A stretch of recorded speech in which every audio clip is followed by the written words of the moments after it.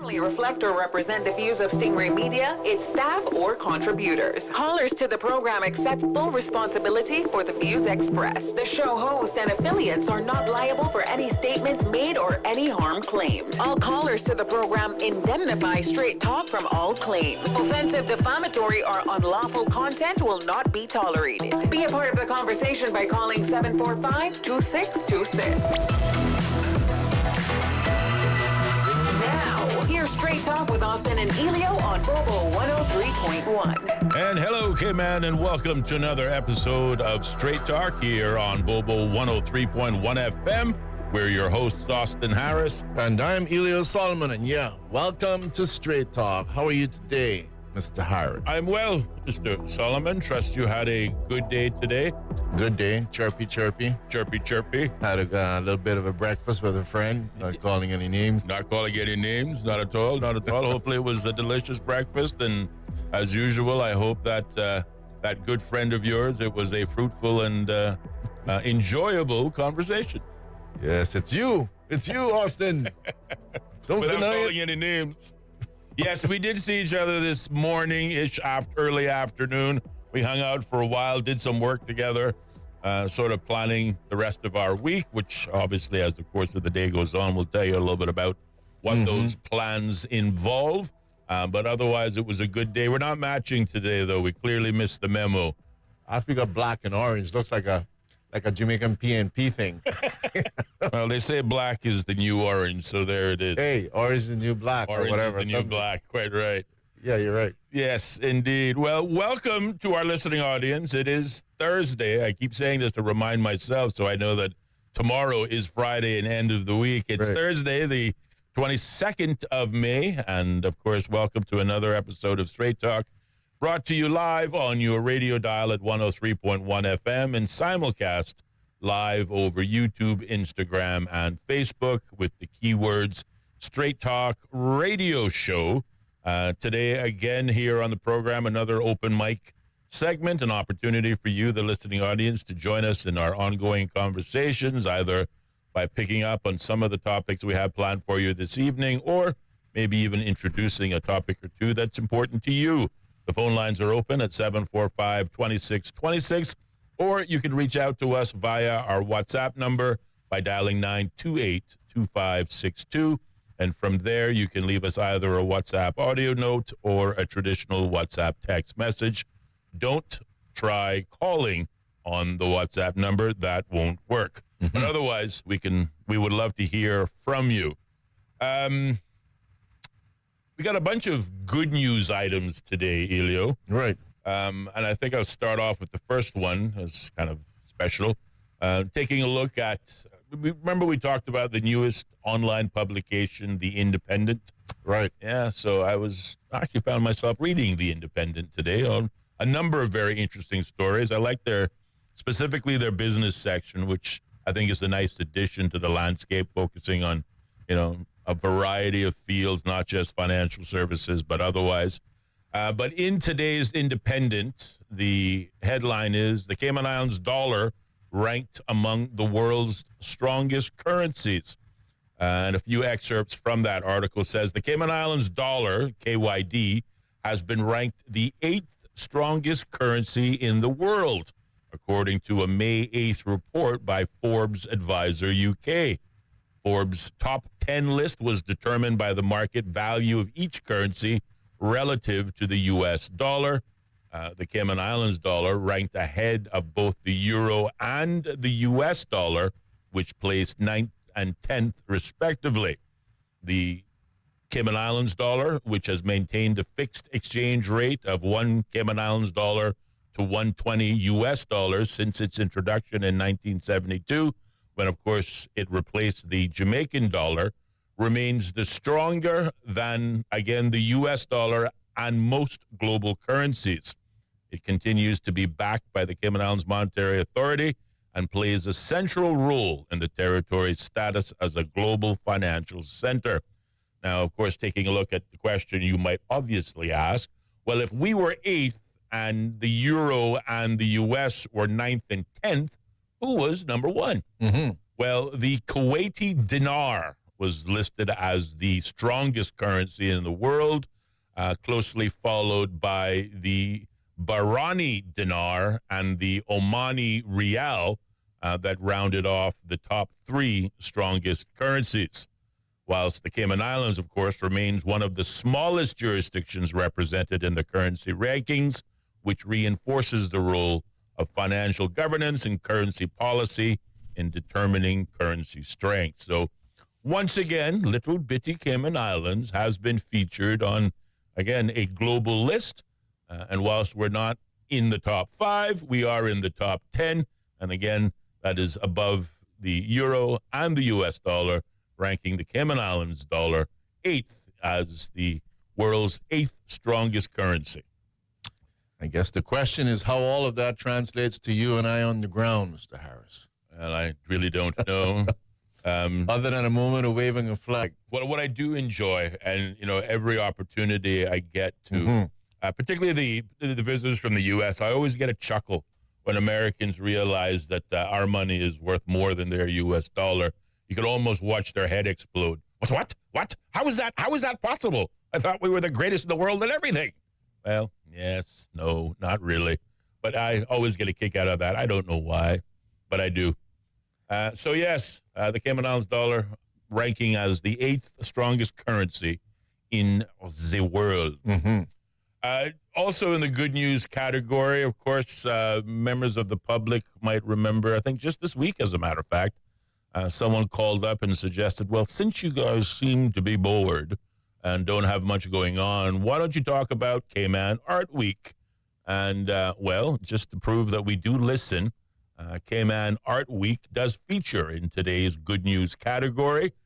Cayman Art Week is a week-long annual event that began on the 20th of May and wraps up on the 25th of May, so just sort of at the end of this week, and is designed to celebrate and encourage the appreciation and collection of art.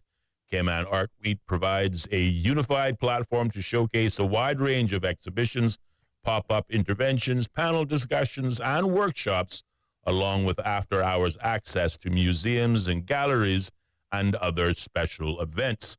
Taking a look at what was on the schedule for today, well, the National Gallery hosted a lunchtime lecture today, which featured a curator-led tour of the National Art Collection and the current collection exhibition, Evolutions, Continuity and Change in Caymanian Art. That is what's happening at the National Gallery. And again, they had a lunchtime lecture. This evening, though, for artisan fans across the Cayman Islands, maybe after today's program, you might want to join the Hop On, Hop Off bus tour, which leaves from its hub at the Paseo in Camana Bay and begins between 6 p.m. and 9 p.m. and will basically feature tours to a number of art galleries and otherwise venues across the Cayman Islands, including, but not limited to, Sarah Tan at the new Hotel Indigo, the studio at the Kimpton Seafire, the Carlos V. Garcia Gallery located in the Grove, and then, of course, the Kennedy Arts Gallery in West Shore Center, and the Visual Arts Collective Creatives, also located in the West Shore Center, amongst others. Persons interested in either participating or jumping on the Hop On, Hop Off bus tonight, you can, again, you're encouraged to do so. But also, if you would like to know the full list of what venues will be featured in tonight's bus tour, you can log on to CaymanArtWeek.com. And I'm delighted to see that Cayman Art Week is not just restricted to events here in Grand Cayman. Also this evening on the Sister Islands, there will be a special exhibition held at the Cayman Brack Beach Resort. It started actually about 42 minutes ago, if you believe Cayman time is not in effect in the Sister Islands. Otherwise, it's just about to start. And will run until 6 p.m. today. The event in Cayman Brack will showcase key works from the National Gallery's permanent collection by leading Caymanian artists. So we'll encourage persons both here and particularly those within the sound of our voice who may be in Cayman Brac to check out the Cayman Brac Beach Resort from 4 p.m.-ish to 6 p.m.-ish local time. And you can check out all the great artworks. And we were very successful, just again to prove to the member of the listening audience that we not only listened to her recommendation that we added to talk about, but we did reach out to the National Gallery. In particular, I want to send a big shout out to Mia Mutu. Mutu. It's the two M's that gets me so confused. But Mia Mutu. Had a great pleasure to chat with her from the National Gallery. And tomorrow on Straight Talk from 5 until 5:30, we will host Miss Mia together with Miss Natalie Urquhart from the National Gallery. They'll be in studios to talk more. Looking forward to it. Cayman Art Week, the National Gallery. As I understand it, the National Gallery is a major sponsor of the event. Cayman Art Week, of course, is hosting the event, but we'll learn details about the differences. And, this is an annual event, so maybe we'll learn a little bit about, some of the things that were showcased in previous years. Is art and Caymanian artisans growing in the Cayman Islands? Mm-hmm. Certainly when we think about all of the real estate that's going up from, mid-level to high-end, well, you got to decorate the walls with something, don't you? Absolutely. So why not have Caymanian art on your walls? We'll talk about that with our guests tomorrow. The National Gallery, again, Miss Natalie Urquhart and Mia Mutu will be our guest in studios at 5 o'clock, and we encourage the listening audience, obviously, to tune into that. Yeah, and there's got quite a few artists out there in Caymanian artists. It's going to be good to see and hear about what they're featuring as well. I mean, I had like Horatio comes to my mind. Horatio Esteban. Yeah, and then I always love that name, Horatio. Ray, is it Ray Banker? Ray Banker, another one of the native sons. I love his artwork as well. Mm-hmm. And of course, one with Al Ebanks. Delicious Milo can. Remember that one? Yes. No, Ray has done some really, I think, iconic works. I think there was another one of, I think it was a chicken coop. Was somehow mixed in there. Again, Ray, if you're listening, forgive me for paraphrasing your art, but really, we're big fans. Yeah. We're big fans.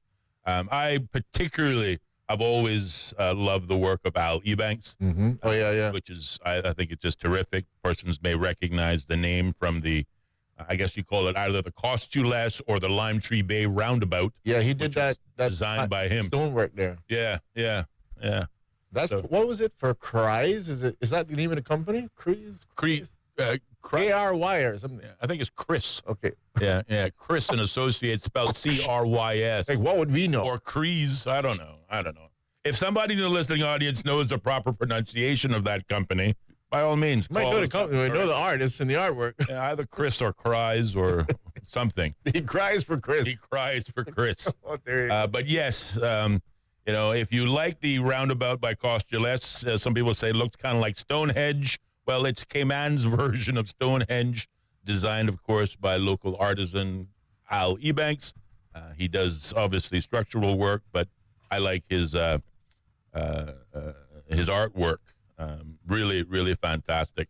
And I think he does a great job. But I like all the native sons. Mm-hmm. Let's see, there's Al, there's Ray. But that's the problem when you call names. You know you're going to miss someone. Yeah, you're going to miss somebody out of that list. I think... Solomon? Yes. Gordon Solomon is amongst it. Wasn't he in the Bracknell too? I want to say Kenneth Christian is amongst that Native Sons group. And there might be one more that we might be leaving out, though I can't the name doesn't immediately spring to mind. But we do like the Cayman Sons, the Native Sons, kind of like the Three Amigos, but more. A handful of great people. Quite right. Also in the good news category, we see in yesterday's media that two whales, specifically orcas, better known as killer whales, were spotted off the northwest point of Grand Cayman over the Discovery Day weekend. That's kind of becoming somewhat of an annual event. There were previous sightings back in 2023 and again in 2024, almost near the same location of Northwest Point off of West Bay, which is located obviously several miles west of Grand Cayman. The belief is that the whales, who tend to seem to enjoy squid, might actually be here feeding off of giant squid that would otherwise be found at the Cayman Trench. And again, the Cayman Trench is several miles So we're offshore. getting more than sargassum then. We're getting more than, well, at the very deep levels is the giant squid, but the orcas do eventually have to come up for air, and they were spotted over the Discovery Day weekend.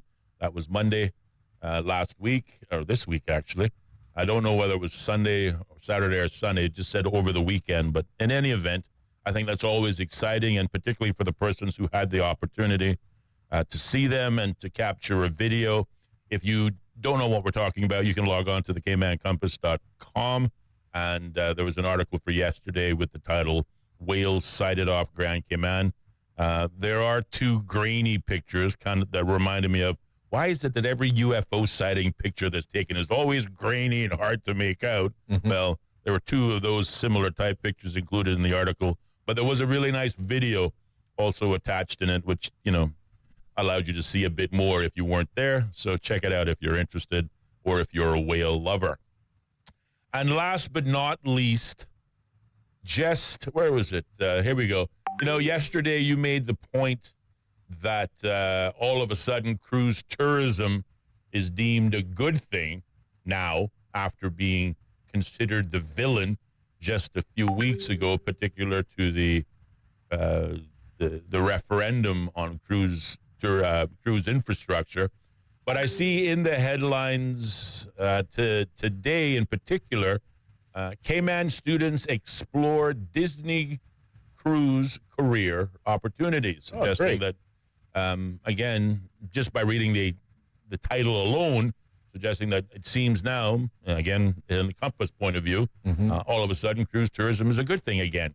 It says 15 local students from local schools in Cayman got a first-hand look at life on board a Disney Cruise Line ship as part of a Junior Achievement Career Exploration Initiative this month. The students, along with 4 chaperones, met with the Disney team members, including the iconic Mickey and Minnie, while getting a guided tour of the Disney Treasure ship and also enjoyed lunch on board the ship. They're taking part in the Chamber of Commerce Junior Achievement Company program, which empowers high school students to launch and run their own businesses with guidance from private sector advisors. The visit to the ship was part of the cruise line's Treasure Tomorrow program, which Disney says was launched to, and I quote, expand its commitment to creating lasting positive impacts in the port communities it calls home through the Caribbean, and supports career exploration programs for students in each port the Disney Treasure visits. So kudos to the Disney Treasure in the first instance. Kudos likewise to the Chamber of Commerce for continuing to do work, but in particular, obviously seeking to invest in Cayman's next generation through the Junior Achievement Program. I'm sure the 15 or so students who participated certainly had an eye-opening, if not exciting experience. They got to ride the tender out. They got to embark and disembark on the tender. Thankfully, the weather the last few days have been really nice, so hopefully it wasn't a bumpy ride. But kudos to the Chamber and the Disney Cruise Lines for making this potential career opportunity for young, aspiring Caymanian minds available. I think it was definitely worthy to be included on our list of good news. Well, for as we were involved in the whole cruise tourism discussion and campaigning, I got a little reflection when I looked on the internet and saw, you remember Mr. Roy Barton's book, Cayman in Transition. Uh-huh. Remember that book? Yes. Giving a great, in-depth look at the history of the Cayman Islands. And on that book was a photograph which featured a gentleman that was seemingly sorting out his nets, sitting in a catboat. Yes. and blurred in the background was the cruise ship. And I thought, how ironic. I mean, he must, wrote that years ago, obviously, before the whole issue about the referendum coming up on cruise. But again, it just really highlights the wonderful maritime history that the Cayman Islands has. I mean, I remember hearing a lot of stories from my father and other persons out there where you had big ships that used to come here. First of all, they couldn't come in, so they had to throw the cargo overseas. And then the men or younger men would go out in the little boats and pick it all up. Right. And they talked also about how the fact that, as young persons, they really looked forward to going to work on these ships. Yeah. And these were individuals that were like 16, 17, Yes. Like, it wasn't a case like, hey, I'm 18, 19, 21. No, man. And some of them, you hear They grew up fast in that generation. Yeah, you heard the stories where, not calling any names, lied to their father and said they were going to the BRAC and then ended up stealing away on the ships, right? Right. And, so we had young men that were excited about going to work on the ships. And I think that if, amongst other things, the positiveness of the whole issue of cruise is that it's part of our history. Yes. It's the whole issue of maritime. It's in the blood. So, again, it's good to see the article. And, we can only hope that, again, as we get them more and more involved in the process, it will be able to not only just steep them in a little bit of our history, but educate them on the whole processes, and we can do the things as a country. I hope that we'll be able to come around and do the things that we can as a country to make sure that can continue, because I think that the Caymanian story truly began with a ship. Yes. That is the history of Cayman. Indeed, certainly the first economy. So it came vis-a-vis a ship. Absolutely. And we want to, as far as I'm concerned, we want to keep it that way. Indeed. Well, one of our listeners, again, I keep, being reminded that the single greatest resource available to us here at Straight Talk is you, the listening audience. Obviously, someone heard us chatting about the Cayman Art Week and the National Gallery, who are going to be our guest tomorrow at 5 p.m., but in particular, our reference to the Native Sons, and they sent me a link on the Native Sons, which again provides a brief description for persons who aren't familiar when we talk about the Native Sons. The Native Sons are a group of Caymanian artists who are recognized as among the most respected and prolific in the Cayman Islands, with origins dating back to 1996. They include Mr. Ray Banker, Mr. Randy Chalette, a quick correction, Mr. Chris Christian. I said Kenneth Christian, which is a different chap altogether, so apologies, Chris, but and also apologies, Kenneth. That's Christian, our medicine man. Yes. Of course, Ali Banks, my brother, sculptor and painter. You got Horatio Esteban. We talked about him earlier on. Right. How can we forget, Nicola McCoy Schnell is also amongst the Native Sons. You are going to be properly Maybe flawed. she's a native daughter, but still, Nicola McCoy. We've got Miguel Powery, Gordon Solomon, and, of course, love this woman, Nasaria Suku Chalette, which is the other half of the Chalette duo, right? Which, again, I think that's kind of nice. A couple that are both artisans, if you will, and share that life together. Yeah. Obviously, Narissa, I particularly like, I think she had a recent poetry book or something released, if I don't recall correctly, together with our good friend Aniki Hill, who, whilst maybe not in the Native Sons category yet, but she's a budding author and has written a new poetry book, which, again, Aniki, if you're listening, I'm thinking about you too when I think about our Native sons and daughters. So, but yes, those are our local, how you can call it, celebrity artists.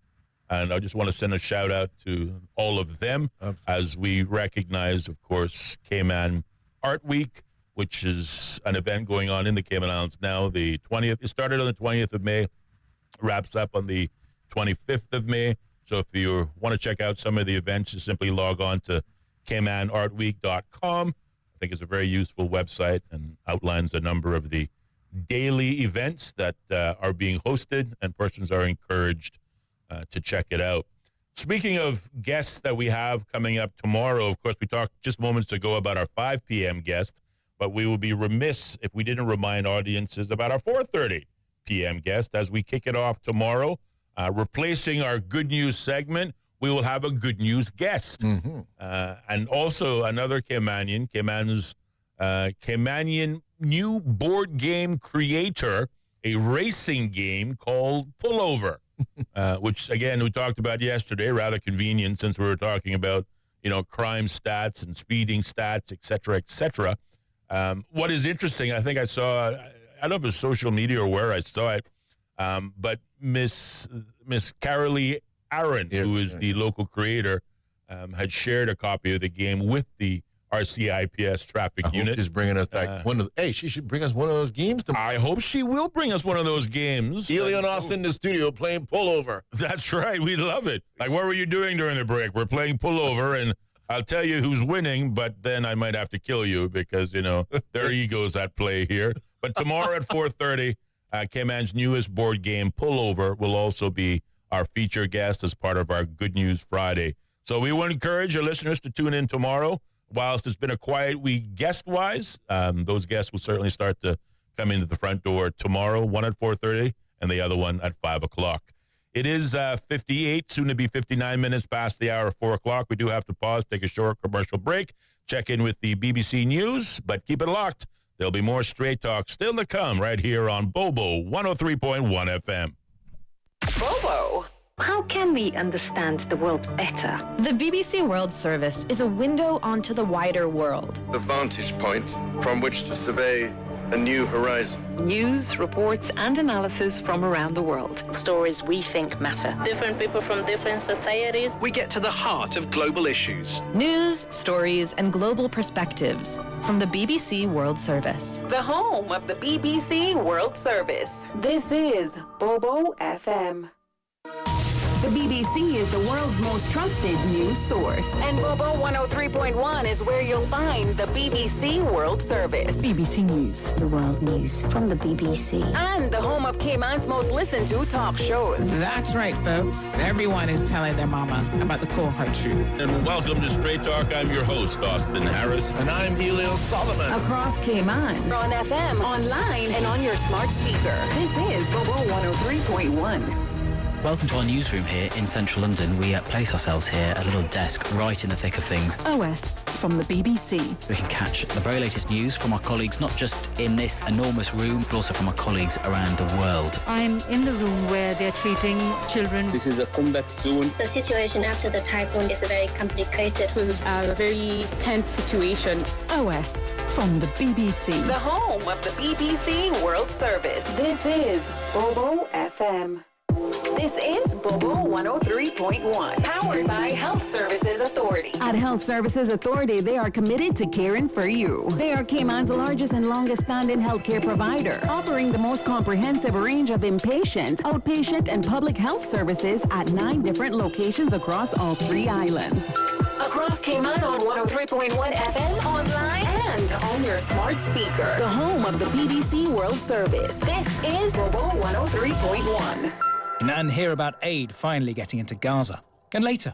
TikTok voice sort of goes up like this, and apparently it's used quite a lot by radio presenters who want to leave you with the idea that they've got more to say. Are we getting too used to AI-generated voices? First, our top stories. BBC News with Sue Montgomery. The Trump administration has dramatically stepped up its dispute with Harvard University, blocking its ability to enroll foreign students. The Homeland Security Secretary, Kristi Noem, said the aim was to root out anti-Americanism and anti-Semitism on campus. John Sudworth is in New York. Harvard called the decision unlawful and said it threatens serious harm, not only to the university, but to the country. Many existing students may be forced to leave the US if they can't find alternative courses elsewhere. This latest decision by the Trump administration follows Harvard's refusal to comply with a wide-ranging records request that it provide information on any foreign students who've been involved in illegal or dangerous activity and coursework records to show that international students were taking enough classes to comply with visa requirements. The man suspected of shooting dead 2 Israeli embassy staff members in Washington on Wednesday night has been charged with 2 counts of first-degree murder. Elias Rodriguez, a 30-year-old from Chicago, is also charged with murder of a foreign official and various firearms offences. The interim U.S. Attorney for Washington, D.C., Janine Pirro, said further charges may be added. It is the kind of case that we will vigorously pursue. Anti-Semitism will not be tolerated, especially in the nation's capital. Now, we're going to continue to investigate this as a hate crime and a crime of terrorism, and we will add additional charges as the evidence warrants. The United Nations says water wells in parts of the Gaza Strip are shutting down because Israel has not allowed in any fuel for 80 days. A small number of trucks carrying flour and other supplies have been allowed entry in recent days. The Israeli Prime Minister Benjamin Netanyahu has accused some of his country's closest allies of siding with rapists and baby killers after they criticised Israel's conduct in Gaza.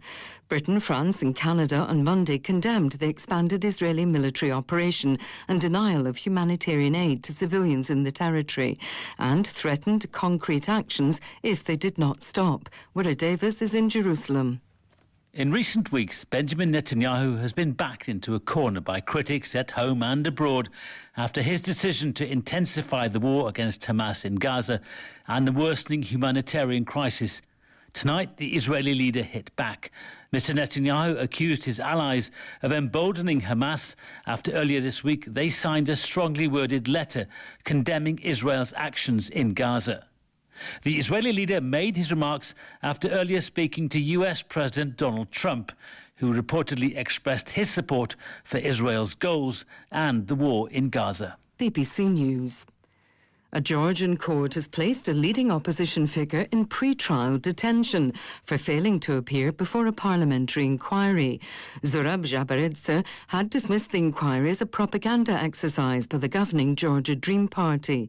The inquiry is examining alleged crimes committed under the leadership of the jailed former president Mikhail Saakashvili.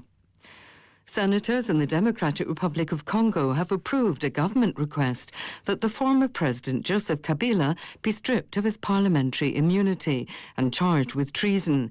Kinshasa accuses its former leader of supporting the Rwandan-backed M23 rebels who have captured vast territory in eastern Congo.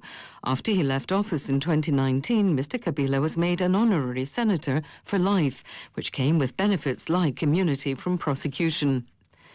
Denmark's parliament has adopted a law which will raise the retirement age to 70, the highest in Europe. It's currently 67. It will rise gradually over the next 15 years. Denmark has tied the official retirement age to life expectancy and reviews it regularly. Italy's constitutional court has ruled that children born in Italy to lesbian couples who've used fertility treatments abroad should have both mothers listed on their birth certificates. Here's Danny Eberhard. This ruling was greeted with joy by the lesbian couple at the heart of the case. One of their 2 children conceived with IVF abroad, a daughter, had both women listed as her mothers. But the other, a son, was only registered with his birth mother as parent. He'd been born after Prime Minister Maloney's...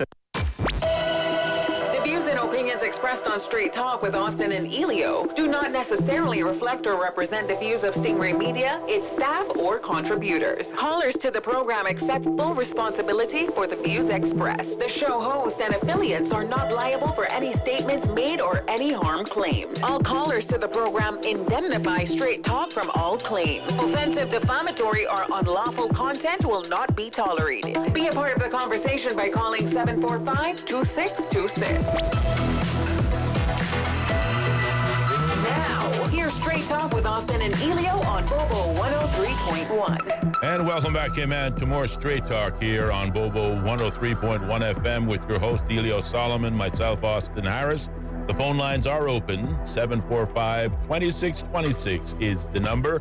If you want to join our ongoing conversation, we'll be with you all the way until 6:30 p.m. this evening. Or you can also reach out to us via WhatsApp by dialing 928-2562. And from there, you can either leave us a WhatsApp audio note or a traditional WhatsApp text message.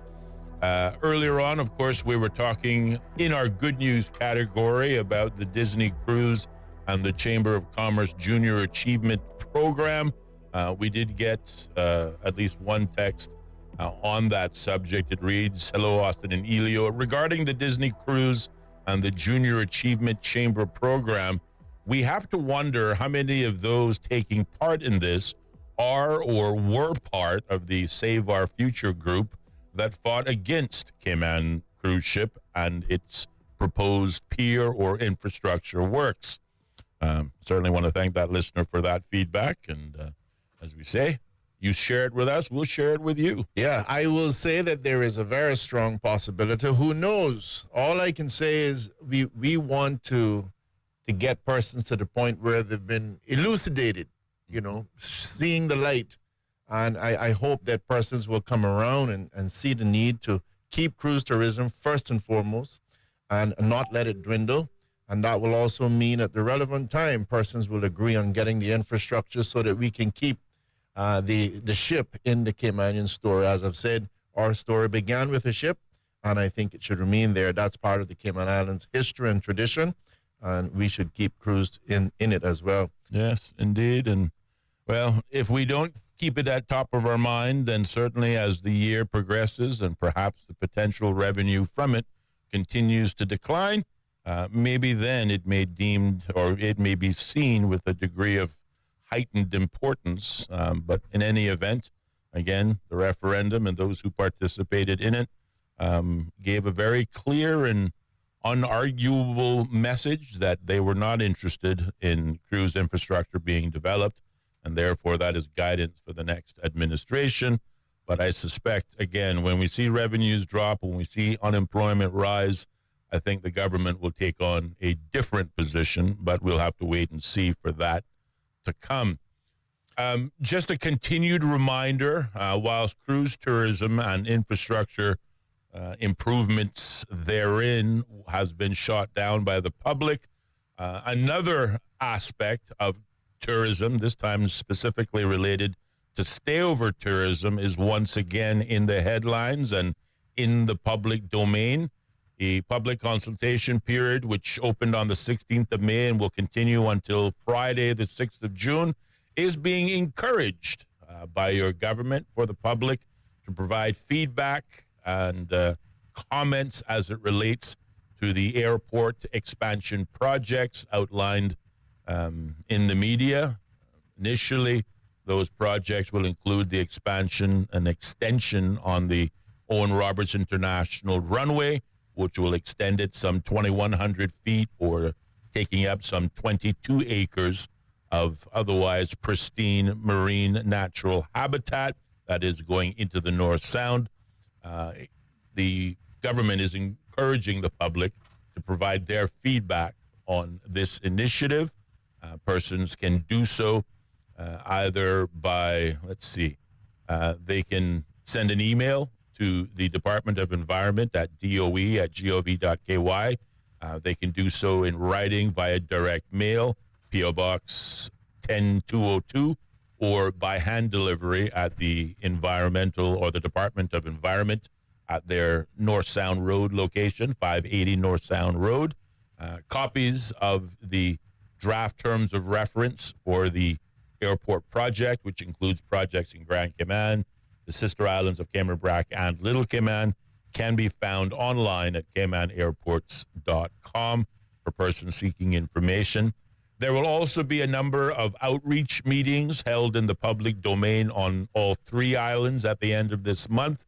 The first will be taking place next week, Tuesday, the 27th of May, at the Owen Roberts Airport, in particular the second floor conference room. The other will take place on Wednesday, the 28th, at the Alexandra Hotel on Cayman Brac, and then on Thursday, the 29th of May, at the Little Cayman Beach Resort. All three meetings are scheduled to begin promptly at 5:30 p.m. and expected to run about 2 hours until 7:30 p.m. each night. So again, next week, Tuesday, at the Owen Roberts International Airport in Grand Cayman. Next week, Wednesday, at the Alexandra Hotel in Cayman Brac. And next week, Thursday, in the Little Cayman Beach Resort, obviously in Little Cayman. Of course, we will add to it that there is a fourth option in which you can provide feedback, and you can do so by calling us here at Straight Talk 745-2626. We'd love to hear your thoughts on the proposed airport expansion project, which I will simply say and go on record as we support it. Well, I say we. I'm assuming we are both in agreement on this, but I will say we, as we supported cruise tourism and the investment in infrastructure to enhance that tourism offering, we certainly are also in support of the need of expanding and further investment in our airport terminals, if for any other reason, obviously to maintain brand Cayman, our competitive advantage, recognizing that our competitors across the region, Barbados, Jamaica, Turks and Caicos, and others, are all heavily invested already improving their existing infrastructure. And, well, we don't want to get left behind. As you often mention on this subject, it is virtually a mirror image conversation to the one we were having a few weeks ago, with the only difference is we're not talking about bigger cruise ships. We're talking about being able to fly in bigger planes, in particular the Boeing 787 and the Airbus A350 are amongst the planes that are being proposed, and the need to both widen and lengthen or extend the runway in order to be able to receive these aircraft is the motivation behind the airport expansion plans. Yeah. So again, we encourage feedback. Well, you are either on this correct. program or directly to the Department of Environment. You are correct. I do support it, and I would encourage members of the general public to get out there, understand the plans. But I believe that, you know, we don't have to have a world where it's one or the other. And again, there are persons that have said that focus on it in terms of keeping it the way they found it. But remember, Cayman was labeled once the island that time forgot. Yes. I don't think we want to go back there. I really don't think you want to go back there. You know, and I mentioned earlier on when I was in the campaign that in the 40s, you had seaplanes landing and people were tendered in until we actually went ahead and developed the airport. We have a rich history, but I don't think we want to get back to seaplanes and people being tendered in on boats. We advanced in terms of getting actually an airport in the Cayman Islands, which is an interesting piece of history, because you had a particular politician that was willing to go ahead and donate some land, yes, amongst other things. And that's how we actually ended up with the Oriah or Owen Roberts International Airport. Mm-hmm. So you had to have persons with a bit of a vision that says the seaplanes coming and people coming in on boats is good, but we want to actually have them landing, and that's how we ended up with the situation. Now, I think it has to be a case, and again, for the avoidance of doubt, 2,100 feet, 20 acres out there to be reclaimed in order to be able to allow the planes, these larger airlines, to be able to go ahead and land and do their beeline and come back to the terminal. I think there's a way to do the development and at the same time do things in a sustainable way that, you know, protects as much as you can the environment as well. So definitely want to encourage people to get that information. I do want to say that it was being looked at many years ago in terms of possibly building some kind of an airstrip out towards the eastern side. Again, for redundancy purposes, that's not necessarily a bad idea either. I want to give a little bit of news because, amongst other things, I'm sure you're so busy during your day, you might not have got to read the news. And just getting here from CMR, by the way. Yeah. What? Yeah. What? I'm going to read this. Yeah. Wow. Oh, I don't have a problem. I don't have a positive way. I don't have a problem to read the news. All right. But it says senior prison officer Darren Watson was found not guilty by a jury on. I will say, you know, whether I read my friends from CNS or CMR, I will point out if I see something inside there I don't agree with. Senior prison officer Darren Watson was found not guilty by a jury on Thursday of misconduct in public office charges. Following a trial that spanned more than a week at Grand Court, where he admitted to smuggling contraband but claimed he acted under duress after being threatened at gunpoint.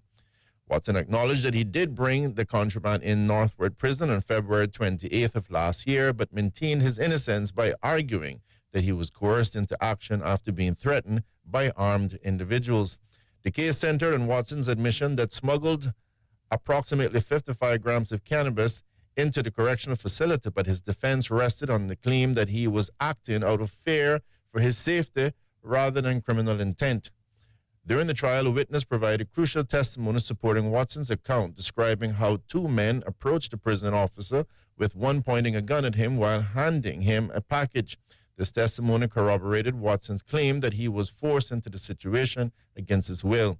The defense team, led by attorney Amelia Fauchenet, I don't know if I got that right, maybe my French is off, successfully argued that the Watson's character and the circumstances surrounding the incident demonstrated that he was a victim of coercion rather than a willing participant in drug smuggling. Prominent character witness testified on Watson's behalf, including former Deputy Premier Kenneth Bryan, who described Watson as a mentor figure for his youth and someone of strong moral character. Bryan, of the People's Progressive Movement, represented for Georgetown Central, had testified about Watson's integrity and anti-drug stance, describing him as a person. Well, what happened there? Something I slipped. Described Watson as a mentor figure for his youth and someone of strong moral character. Bryan's from the People's Progressive Movement, represented for Georgetown Central, had testified about Watson's integrity and anti-drug stance, describing him as a person of faith who had served as a positive influence throughout his life. Additional character witnesses included members of Watson's congregation, Ebenezer Seventh-day Adventist Church in Georgetown, prison chaplaincy officials, and Watson's daughter, who provided emotional testimony about her father's zero-tolerance stance towards illegal drugs. Either way, I do want to say I know the Watson family, a wonderful family as well, living off of Crew Road. It is, in this particular case, good to see that he has been acquitted. And amongst other things, I do want to say, if we take that case at the value that it is, in terms of the courts deciding that this individual was forced, it is going to be something interesting to see, well, what reforms, if any, what changes and processes, etc., will be made at Her Majesty's Prison to deal with a similar situation in the future. I mean, it is not unreasonable to think that somebody could be coerced into doing something. Sure. But you would have to, you want to be able to look and say, this has happened, and we have to make sure it's not going to happen again. Mm-hmm. And how do you do that? That is something I think that as a country, and definitely as a prison, HMS, the government needs to discuss what steps can be taken to avoid this sort of thing happening in the future. Yes. Yeah. Absolutely. Well, I certainly want to echo your sentiments by congratulating Mr. Watson. I know it must be a huge weight off his shoulders. Absolutely. To have been found not guilty or to have been acquitted of any wrongdoing. I think it was the right decision.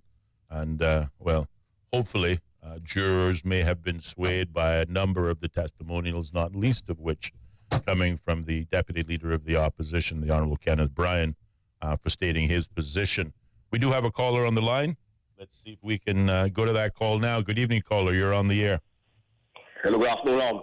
Hi, good afternoon. Mr. Sarles Rambo speaking. Hey, Rambo. Hey, Rambo.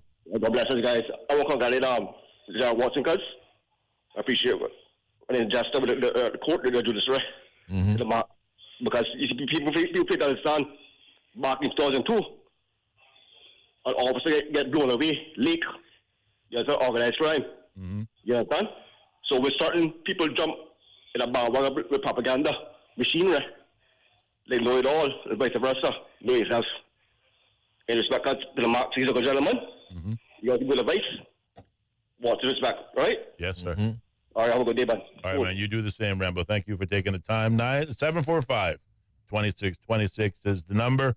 If you, too, want to obviously congratulate Mr. Watson on his victory in the court, again, I'm sure we'd welcome it, and I'm sure he, too, if he has his ears on, would also love to hear from you. But for us, we are delighted by the outcome.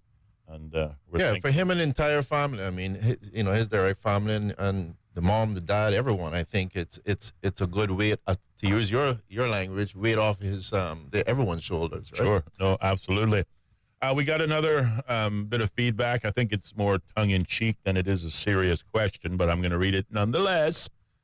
Going back to our conversation in terms of public feedback being invited as it relates to the airport expansion project, in particular the extension by some 2,100 feet of the runway at Owen Roberts International Airport. Austin, I'm just curious, if the runway is extended into the North Sound, won't that damage our environment? Yes, it will. Well, certainly there are risks to the damage to the environment. We've obviously listed some of those risks in our previous conversation, but in addition to the loss of potentially 22 acres of seagrass habitat, this will obviously impact, the food resources for many species, particular perhaps juvenile fish, but also conchs and other shellfish. If the removal comes as is planned, then obviously that'll have a negative impact. We certainly recognize that in the face of rising climate change worries, things like sea level increases will be impacted. Flooding and storm surge will be impacted, particularly as we head into another hurricane season in just a few weeks, as well as, of course, a number of environmental damages, particularly air quality and noise quality. When we look forward to potentially what would be 2030, when this project, if approved, is expected to be completed. Right now, the Owen Roberts International Airport pretty much closes down at 8 o'clock. But if we're going to be seeking to encourage, if not invite, longer haul flights from places like Europe and South America, potentially these flights will be coming in at otherwise red-eye times. That means the airport operating hours will be extended. So you have bigger planes. They're louder. Those flying over residential neighborhoods obviously are going to have an impact there. Certainly during the construction phase, there have been concerns over the land works, the groundworks, which may include blasting. Blasting using dynamite obviously could impact not only the immediate runway area, but the vibrations could also potentially impact the foundations of a number of the homes and businesses in the surrounding area. We think of homes that are parallel to the airport runway on Crew Road, also towards the end of the runway in Tropical Gardens, not to mention, of course, the surrounding businesses in that area and in the North Sound alike. These are some of the threats. Also health concerns, as we talked about, neurological concerns, respiratory concerns, cardiovascular concerns. So there are a number of real threats, but to my colleague's point, I believe there are ways in which, if we obviously think about it, we can mitigate against some of those.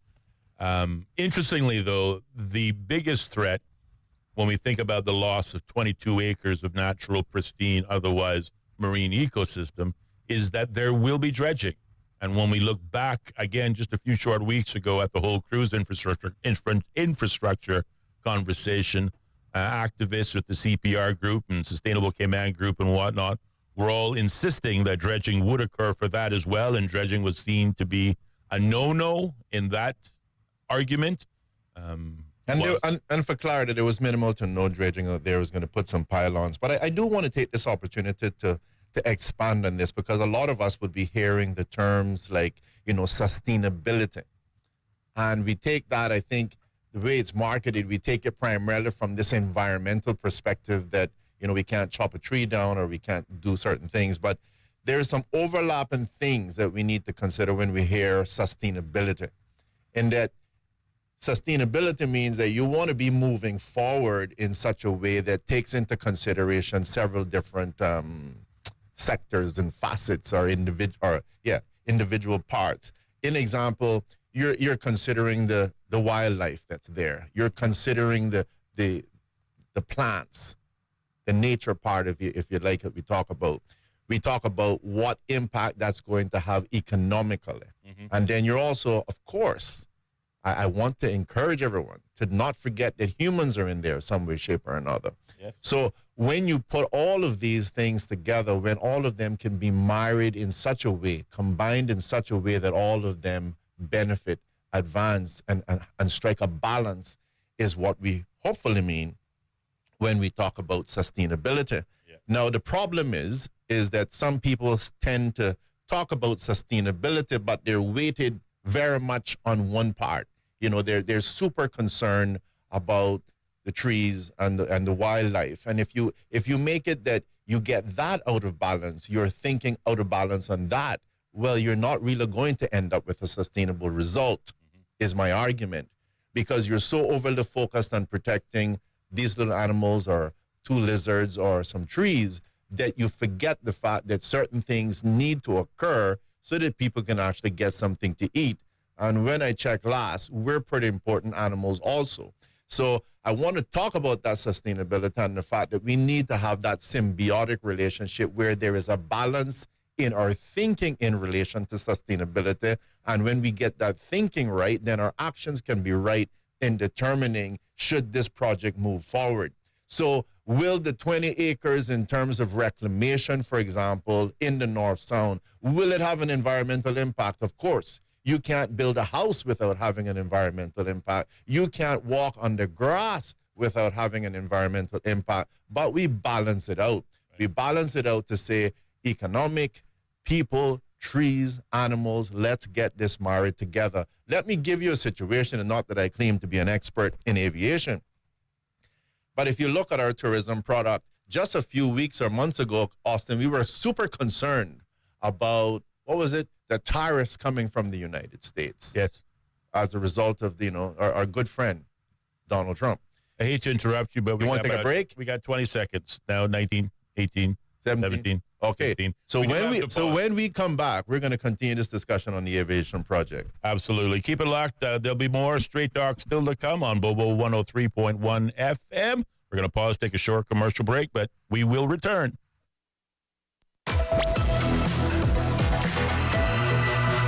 More Straight Talk with Austin and Ellio coming up. Be a part of the conversation by calling 745-2626. Bobo 103.1.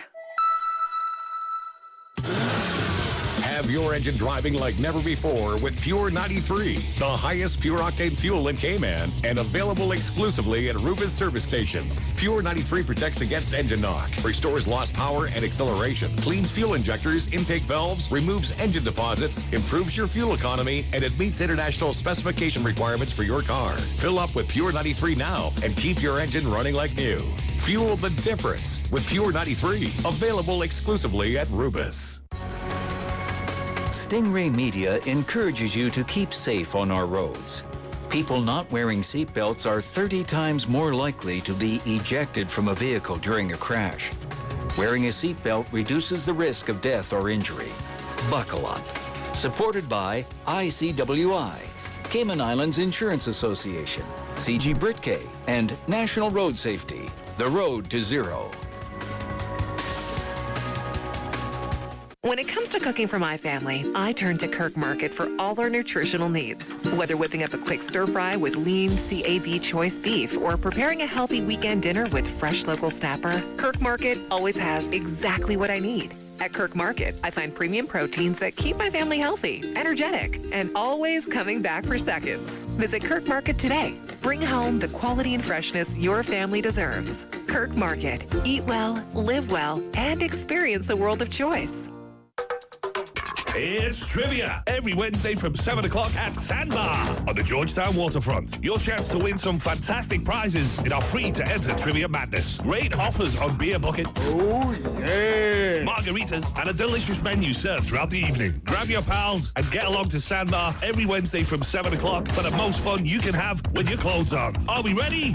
Yes, Marty! Then let's do this. Trivia, Sandbar, 7 o'clock, Wednesday. See you there. At Polar Bear Air Conditioning, we believe in helping you to avoid costly mistakes and replacements. That's why we offer a quarterly maintenance program at a discounted price. You'll receive a 10% discount on all repairs, accessories, and services. Priority front-of-the-line customer status, reminders of your service, and no overtime rate for after-hours calls. Why not save money and avoid hassle with Polar Bear Air Conditioning? Need service now? Book our AC special for just $99. Book the next available technician at polarbear.ky. That's polarbear.ky. At Priced Right, spending less on everyday products is easy. Spend less on office supplies, tools, and automotive products. Spend less on groceries, fresh produce, and meat. Spend less on electronics, TVs, and speakers. Spend less on home furnishings, beauty products, and apparel. At Priced Right, we believe you can live better for less. To start saving, visit us at the Airport Center in Georgetown or at Republix Plaza in West Bay. For more info, visit pricedright.ky. Live better for less at Priced Right. Across Cayman on FM, online, and on your smart speaker. This is Bobo 103.1, powered by Health Services Authority, committed to caring for you. The views and opinions expressed on Straight Talk with Austin and Ellio do not necessarily reflect or represent the views of Stingray Media, its staff, or contributors. Callers to the program accept full responsibility for the views expressed. The show host and affiliates are not liable for any statements made or any harm claimed. All callers to the program indemnify Straight Talk from all claims. Offensive, defamatory, or unlawful content will not be tolerated. Be a part of the conversation by calling 745-2626. Now, here's Straight Talk with Austin and Ellio on Bobo 103.1. And welcome back, Cayman, to more Straight Talk here on Bobo 103.1 FM on your radio dial and simulcasting live over YouTube, Instagram, and Facebook with the keyword Straight Talk Radio Show. We're your host, Ellio Solomon, myself, Austin Harris. The phone lines remain open all the way until 6:30 this evening when we wrap it up for another day. That number to call, 745-2626 is the number. Or you can reach out to us via our WhatsApp number by dialing 928-2562. And from there, you can either send us a WhatsApp audio note or a traditional WhatsApp text message. Whilst we haven't yet so far received much feedback vis-a-vis our email address, particularly as it relates to our ongoing daily conversations, I think for completeness, we'll throw that in as well. You can also reach us via email by emailing host@straighttalk.ky. And of course, we will share your views and comments from there as well. Ellio, prior to the break, you were talking about the balance between sustainability, both of the natural environment, but also the balance in terms of human needs. And I think specifically we refer to human commerce for obviously the longevity and continued success of our economy. The floor is yours. Sure. And again, just really quickly to recap, when we hear sustainability in Cayman, and I mean we have even groups called Sustainable Cayman, I want to encourage you to notice that it seems to be very weighted on one particular side. It's almost to the point that you hear sustainability and all you're going to think about is the physical environment, the trees, the water, etc. And I wish to encourage you to look and understand that the sustainability is more than just that part of what we know as nature. Sustainability also includes considerations for the economic side of it and also the social and health side. You know, so you're talking about humans. Humans have to be a part of the environment as well. That's the way it is. Not just the lizards or the bugs and mosquitoes, whatever, but also humans and whether we can survive or not. And so if you find that the persons or groups or whatever it is, if their thinking is too heavy just on one side, then you have a problem. So again, to explain, if we're going to talk about a project and all we're going to focus on is just circular development or money, how much money we're going to make off of that, well, then that's not balanced, because you could be doing something very disruptive to human beings as well as the environment because you simply focus too much on the money. If you also get up and you just focus on trees and a couple of lizards, well, then you might kill everybody's opportunity to make $1. So there has to be a balance between economics, the environment, and of course, that's inclusive of human beings and people. That has to be the factor that goes in. One of the things I was saying just before the break, Mr. Harris, is we know when Mr. Trump made the statements just a few days ago about tariffs, we were all running around concerned about how this was going to impact the Cayman Islands. And where I claim to be no expert, and I didn't do any research, wasn't expecting to talk about this today, but our situation on stay with visitors, if my memory serves me right, is approximately 80+%. I'm thinking 80, 85% of our tourists stayover visitors are coming from North America. And I'm going to tell you, it doesn't take a rocket science to tell you that if all of your business is coming from one customer, you are not doing a very good job. You're creating a situation where you're putting all your eggs in one basket, as they say. Mm-hmm. It would only take, God forbid, I can't figure out how that would happen. It would only take an advisor of the United States to simply say, be cautious traveling to Cayman. And you would kill yourself from a tourism perspective. Right. When 80-something%, which is pretty much close to 100% of your business, is coming from the United States. So just that in itself should start to tell you from an economic perspective, as we put these pieces together in relation to sustainability, that thing there, 80-something% of your business coming from one person, one group, one country, is not sustainable.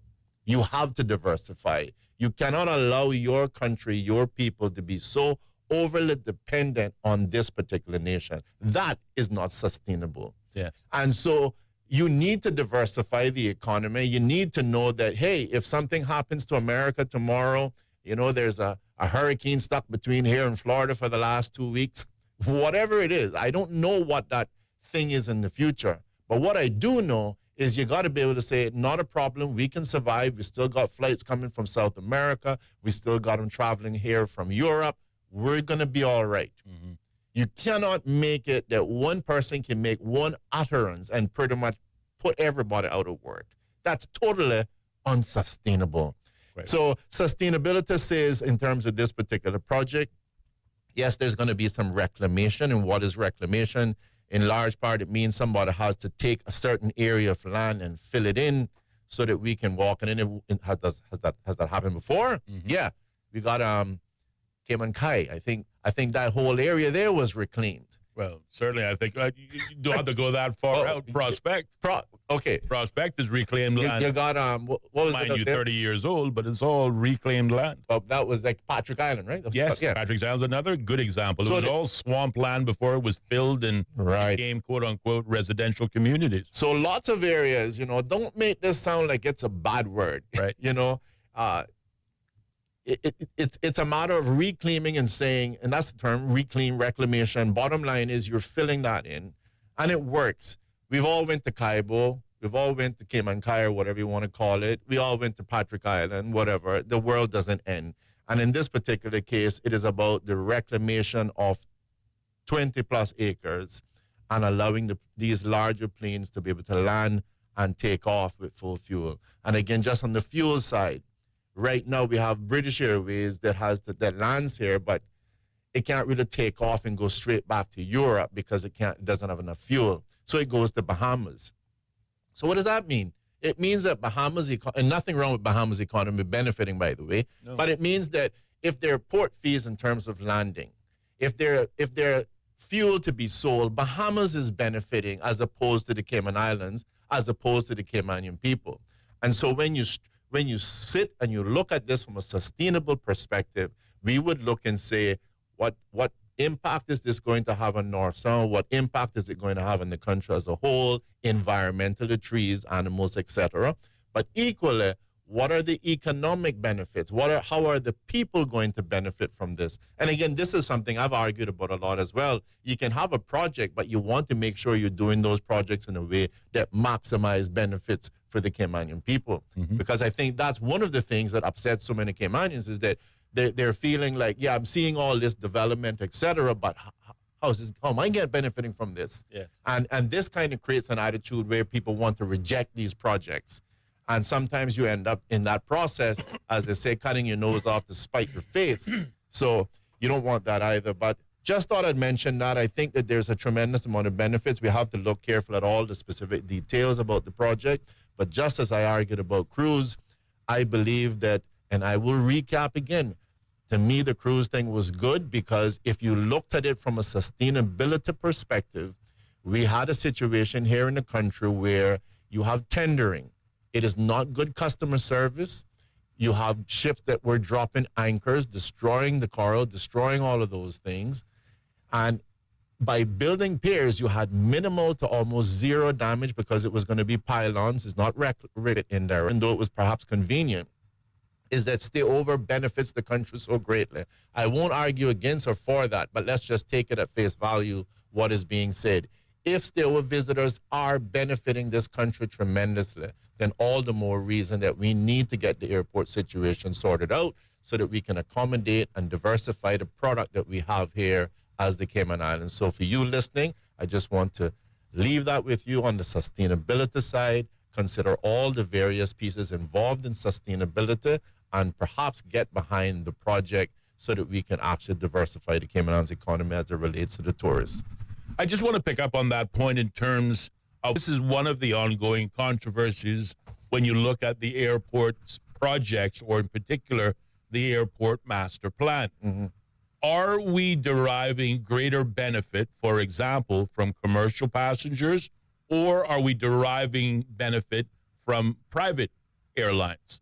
Now, there was an article, I think it was either in The Independent or also on the Compass, talking about the number of millionaires and billionaires that we have in the Cayman Islands. I think the total was over 100 millionaires and or billionaires that homes.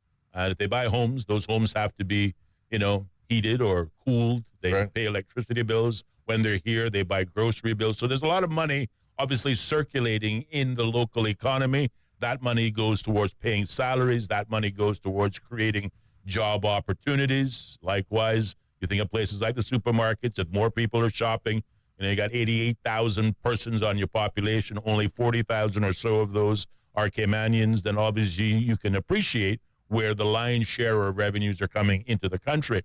But this is where I think there's a degree of controversy in terms of which one of the four projects, and again, the airport's master plan consists of four. Mm-hmm. There are two projects in Grand Cayman, one at Charles Colonel International Airport and the other in Little Cayman at the Edward Barton Airfield.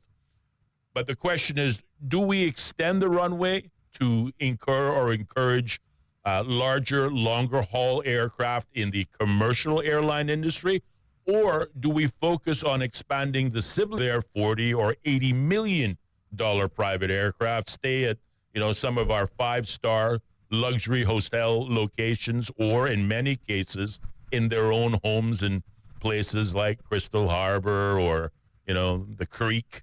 One person suggested, when we talked about reclaimed land, there are also places like Governor's Harbor, which was also reclaimed, the Cayman Islands Yacht Club, which was also reclaimed, but clearly used for economic purposes. But when we consider the environmental impact, which of the two projects, the extension of the runway for commercial air travel or the expansion of the civil aviation terminal, which doesn't require an extension on the runway and therefore doesn't require potentially the destruction of over 20 acres of vital marine ecosystem, which one do we do first? And this is where I think we sometimes, or at least appear to be, a bit skewed on the things that we seem to support and the things that we seem to object to, which is why I say, it'd be very encouraging whether or not the eco-activists of this world, of this country, will show consistency on this airport's expansion project as they did so vociferously with the cruise infrastructure project. And the significant difference here is the airport expansion project, there are options. We can choose to develop the civil aviation terminal, which caters to private aircraft. If we choose to do that instead of the extension of the Owen Roberts International Airport runway, then we avoid or mitigate the environmental damage, because now we're, improving the infrastructure. We got people flying in, like I said, on $40, $80 million private aircraft. Whether you're Dassault or whether you're Gulfstream or whatnot, these are persons that are multimillionaires, in some cases billionaires. And what sort of product are we greeting them? If you have no idea, I encourage you, walk into Island Air anytime you like. That's located right next to the civil aviation terminal, right next to the Tower Infrastructure Office Building. Walk in. That is the reception area for our otherwise private aircraft, and you will immediately see that, well, we got billionaires walking through what is largely the only part of Owen Roberts International Airport or the Cayman Islands Airports Authority that is still largely reminiscent to what was existing in the old 1970s prior to the, again, expansion of the Owen Roberts Airport. That private aircraft or the Civil Aviation Authority is still very much, not that much has changed between the 1970s and today, but in terms of world-class quality gateways catering to the clients, the high-end, the super rich, those with the high spending power. Should we do that expansion project first versus the runway extension? So I throw it out for discussion, but again, this airport project has many moving parts, and we can pick, choose, and refuse which one we want to do first, which one will yield greater benefits, which one we can mitigate against environmental threats and destruction. These are all questions the public are encouraged to provide feedback and their thoughts on this subject. Someone says, show us an environmental impact assessment for this project in runway in the North Sound. The northern part of the island is a low-lying flood zone. Well, that's one of the things that is a prerequisite for the Airports Authority. Whether you're doing work in Grand Cayman or the sister islands, Cayman Bracket, Little Cayman, all three of those projects will require an environmental impact assessment, and those obviously are going to cost but in even those regions. But even there, what does that mean that it's a low-lying area and it's a flood zone? What does that mean? Is there any part that's not a flood zone, arguably, in Cayman? Arguably. I mean, when you fly, you fly over Cayman. We don't have a peak. I think the highest peak we have is the dump. The greatest of respect. It looks like if you could push it with your finger and put it into the water. Yes. Right. During Hurricane Ivan, and I'm pretty sure others, but the airport was flooded. So what does that mean? What does that mean exactly? We don't do this because of what? It's going to flood during a hurricane? So the whole issue about the projects, to me, and I think you raise a good point, and not that I'm suggesting that you're saying this, but you'll oftentimes have people, another argument that they make is, and I remember the Compass making this in relation to the peers, there's other priorities. That's another argument, Like when you don't want to give somebody something, I want to give you, but it's just other priorities. Yeah. And if I look at it, I would look and say, you want to do both projects. You do want to improve the situation that we have right now where we're saying that we have a first-class service and we're home to all of these millionaires and billionaires, and I don't think that we're necessarily providing that. Like, where's our five-star hotel? Do we have a five-star hotel here? Well, yeah. Kimpton Seafire, I don't along those lines. It might be getting close. Before they used to thought the Ritz was the 5-star hotel, but that's maybe a 3 or a 4-star. Yeah. I don't think we have one. I mean, somebody please correct me, but I don't think we have one. So to your point, we could be working to actually improve that situation. But if you have to prioritize, I would say you have to deal with the commercial airlines because, again, a large part of where our money is coming from that's creating the economic activity, and I argue the same thing about the cruise, what's creating a big, large part is economic activity are all of those little tourists coming around that's spending $10,000 or whatever it is in a little simple room and spending a week or 2 weeks here. And again, I already mentioned the need to diversify that particular product and not necessarily make yourself overly reliant on any one particular group. But we have to see what has to happen. And like, again, some of these things, I don't know. So if the person could offer clarity, I'm not trying to disrespect you, but what do you mean by the fact that it's a flood zone? What does that mean? Are you saying that it can be flooded during a hurricane, so we shouldn't do it? Because I'm not understanding that. I don't know of anything that wasn't flooded during her. I'm over a mile away from the water. I think water came into my apartment and settled at least 18 inches in the apartment. Hurricane Ivan. I've already talked about this. COVID and Ivan is something we should be looking at to see what we can learn from it. But I can assure you, this whole place is a big flood zone.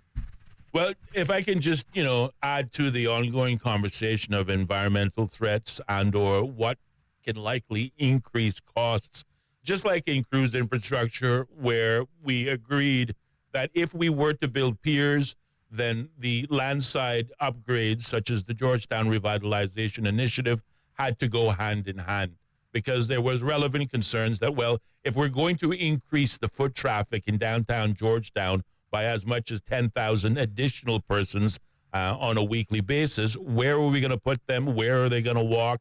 Should we pedestrianize central Georgetown or not, et cetera, et cetera?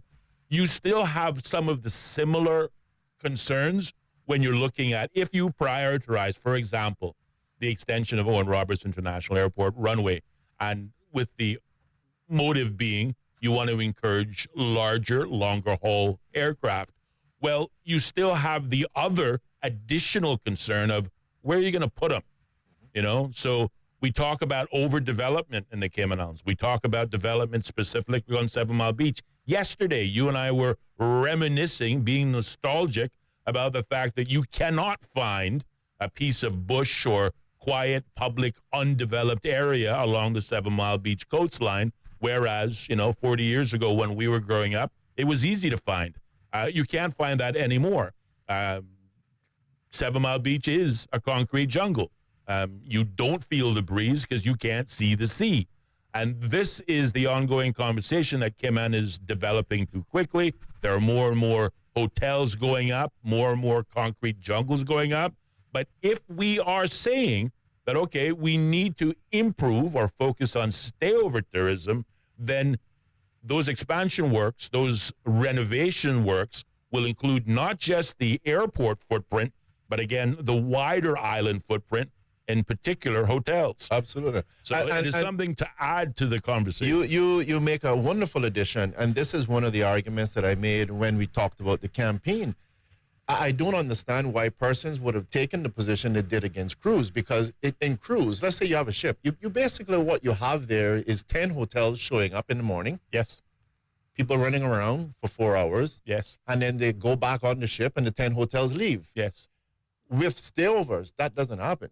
The 10 hotels are here to stay. Mm-hmm. And then you get 10 more. Mm-hmm. So if you're really concerned about overdevelopment, too much traffic on the road, I mean, I love construction. I look at next to the wharf. What are they building there? The Hyatt, I think. Yes. I mean, the Grand Hyatt, I think they're calling can look at this through two different lenses, right? So one, with my construction eye, I would say, wow, I would love to build something like that. What a monster, right? And I really like it. But if I just think about it from the whole development perspective, well, that cruise ship there doesn't leave. That monster's there to stay. It's concrete and steel in the ground. Yes. And I remember going there as a kid where the Pageant Beach had burnt down, and it was a completely different environment, to say the least. Yes. So this was part of my argument as we talked about cruise tourism, because I said, if you are saying that you are against all of this development and the traffic and the people, then why are we pointing at stayovers as somehow an alternative, right? I'm glad you mentioned, because the other amazing. infrastructure concern and infrastructure impact will be traffic. Not only have to worry about where you're going to house these new turrets, but they have to get there. Well, I did the math. And they want to travel. I did the math. If you have, if you have 500,000 stayover visitors, which is our target now. Well, 500,000 has been our target for 40 years. They want to double that, and supposedly with the airport expansion, and of course the 3 hotels or 2 hotels that might be already under development. I'm thinking about the Grand Hyatt. I'm also thinking of the one over there in Beach Bay. There is a belief, and I think I read a report, may have been under the last administration, that whilst in the 40 years that we've been in the stayover business, we've not broken past the ceiling of 500,000 stayover visitors, right. But somehow in the next 10 years, we're going to double that. I have my concerns about that. But hey, certainly we will get a step closer, but it won't be without growing pains. And those growing pains are things that we complain about today. Too much development. With stayover, there can be more development, more hotels. You complain about traffic. With expansion and stayover, there's going to be more traffic. And there's money that's going to be spent on infrastructure. It doesn't necessarily mean new roads, but those roads are going to have greater usage, and therefore we're going to have to pay for their upkeep. So the recurrent expenditure that goes into roads is only going to increase. So I just throw it out there because these are things that our citizens complain about almost on a daily, yearly basis. But, you know, at some point they have to recognize the cause and effect of this wish list. And to your point, if we believe stayover tourism is a better focus point or a focal point than cruise tourism, well, don't kid yourself, because, you know, even stayover brings with it its own challenges that may exasperate some of the issues that we think and say already enough is enough of. Yeah, well, again, this is one of the things that I said when I talked about even the incoming government. It's going to be a challenge to see how you kind of put a stop on all these things, but yet at the same time, you're going to end up where you're saying, I need to provide for the people. I think we have to take a break, but when we come back, we'll be able to continue the discussion. Absolutely. Well, it is 58 minutes past the hour of 5 o'clock now, and you are correct. We do need to pause, take a short commercial break, check in once again with the top of the hour news brought to you by our news partner, the BBC, but do keep it locked. There'll be more Straight Talk still to come as the phone lines remain open right here on Bobo 103.1 FM. Bobo. How can we understand the world better? The BBC World Service is a window onto the wider world. The vantage point from which to survey a new horizon. News, reports, and analysis from around the world. Stories we think matter. Different people from different societies. We get to the heart of global issues. News, stories, and global perspectives from the BBC World Service. The home of the BBC World Service. This is Bobo FM. The BBC is the world's most trusted news source. And Bobo 103.1 is where you'll find the BBC World Service. BBC News, the world news from the BBC. And the home of Cayman's most listened to talk shows. That's right, folks. Everyone is telling their mama about the cold hard truth. And welcome to Straight Talk. I'm your host, Austin Harris. And I'm Ellio Solomon. Across Cayman. On FM, online, and on your smart speaker. This is Bobo 103.1. Welcome to our newsroom here in central London. We place ourselves here at a little desk right in the thick of things. OS from the BBC. We can catch the very latest news from our colleagues, not just in this enormous room, but also from our colleagues around the world. I'm in the room where they're treating children. This is a combat zone. The situation after the typhoon is very complicated. It was a very tense situation. OS from the BBC. The home of the BBC World Service. This is Bobo FM. This is Bobo 103.1, powered by Health Services Authority. At Health Services Authority, they are committed to caring for you. They are Cayman's largest and longest standing healthcare provider, offering the most comprehensive range of inpatient, outpatient, and public health services at 9 different locations across all 3 islands. Across Cayman on 103.1 FM, online, and on your smart speaker. The home of the BBC World Service. This is Bobo 103.1. BBC News with Sue Montgomery. The Trump administration has dramatically stepped up its dispute with Harvard University, blocking its ability to enroll foreign students. The Homeland Security Secretary said the aim was to root out anti-Americanism and anti-Semitism on campus. John Sudworth is in New York. The government has now doubled down, halting Harvard's ability to enrol international students, who make up around a quarter of the 24,000-strong student body and provide a significant source of income. In a letter announcing the move, the U.S. Homeland Security Secretary Kristi Noem accused the university of fostering violence, anti-Semitism and coordinating with the Chinese Communist Party. Harvard called the decision unlawful and said it threatened serious harm not only to the university, but to the country. The man suspected of shooting dead 2 Israeli embassy staff members in Washington on Wednesday night has been charged with 2 counts of first-degree murder. Elias Rodriguez is also charged with murder of a foreign official and various firearms offences. Officials say they're continuing to investigate whether the killings constituted a hate crime or terrorist offence. They say further charges may be added. Muriel Bowser is the mayor of Washington, D.C. This crime will not be tolerated in our city. We're grateful for the partnership with our federal partners. MPD and the FBI have worked hand in hand on this investigation and will continue to do so. Our city stands with our community, working with our institutions to make sure we have all the resources that we need to support them. The Israeli Prime Minister has accused some of his country's closest allies of siding with rapists and baby killers after they criticised Israel's conduct in Gaza. Britain, France and Canada on Monday condemned the expanded Israeli military operation and denial of humanitarian aid to civilians in the territory. Senators in the Democratic Republic of Congo have approved a government request that the former President Joseph Kabila be stripped of his parliamentary immunity and charged with treason. Kinshasa accuses its former leader of supporting the Rwandan-backed M23 rebels who've captured vast territory in eastern Congo. Here's Temesgen Debesai. Joseph Kabila has lost the honorary lifetime senatorial immunity he had been granted in 2019 when he left office, paving the way for him to stand trial. But his current whereabouts are unconfirmed. He's said to have travelled to Goma in eastern Congo after its seizure by M23 rebels earlier this year. Mr. Kabila has previously denied links to the rebels. If Mr. Kabila stands trial, he will become the first former head of state in the DRC to face treason charges. BBC News. The US State Department has announced fresh sanctions on Sudan in response to the alleged use of chemical weapons by Sudanese government forces in the country's ongoing civil war. Washington said it had determined that such weapons were used last year as Sudan's army battled the rival paramilitary group, the Rapid Support Forces, for control of the country. A Georgian court has placed a leading opposition figure in pre-trial detention for failing to appear before a parliamentary inquiry. Zurab Jabaridze had dismissed the inquiry as a propaganda exercise by the governing Georgia Dream Party.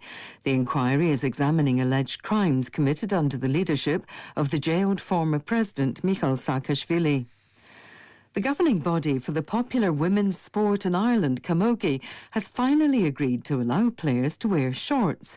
A dress code in place for more than 100 years had up to now said players must wear skirts and later skirts, a skirt with built-in shorts underneath. Previous attempts to change the rule had failed.